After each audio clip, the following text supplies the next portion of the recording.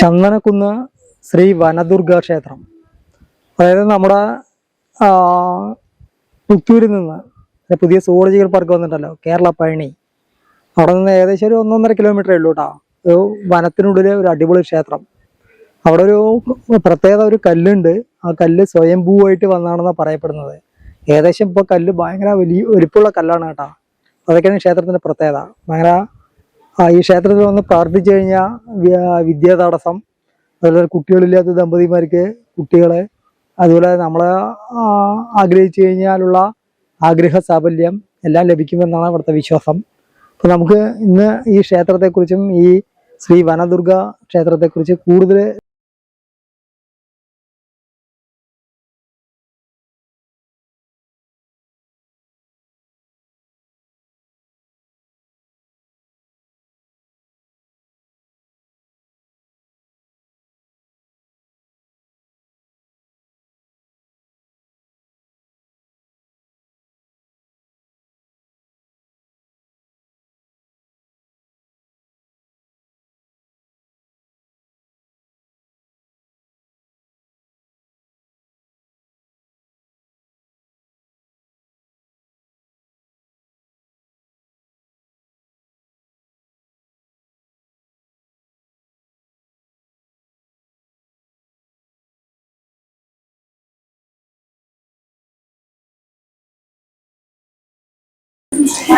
അന്നദാനം എല്ലാ ദിവസവും ഇല്ല, ഞായറാഴ്ച ദിവസം മാത്രം അന്നദാനം ഇപ്പൊ ഞങ്ങൾ ചെയ്യുന്നുള്ളൂ.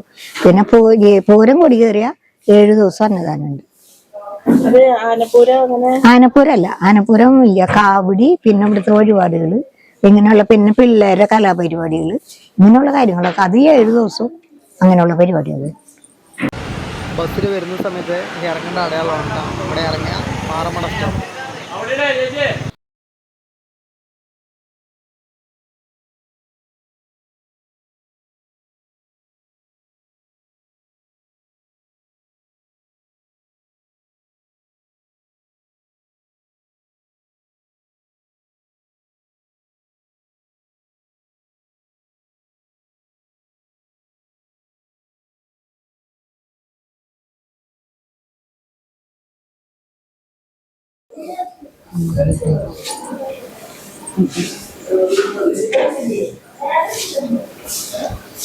പിന്നെ ദൃഷ്ടിദോഷങ്ങൾക്ക് വളകെട്ടുണ്ട്, കുട്ടികളില്ലാത്തവര് വന്ന് തൊട്ടില് കെട്ടുണ്ട്.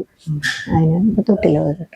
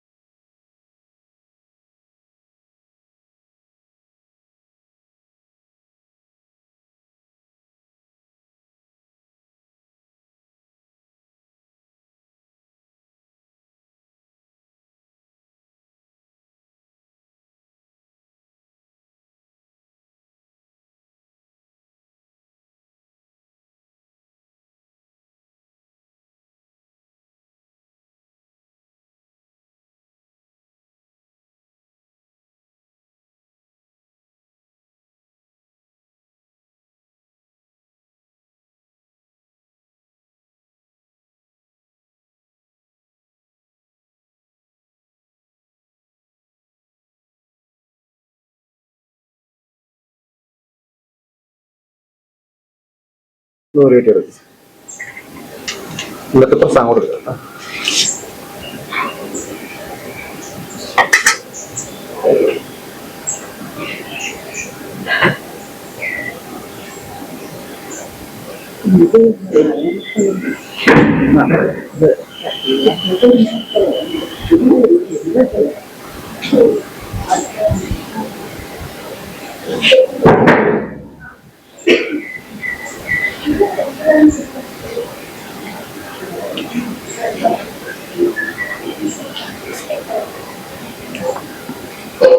ഇതൊക്കെ ഇവിടുത്തെ ചടങ്ങുകളാണ് കണ്ടുകൊണ്ടിരിക്കുന്നത്.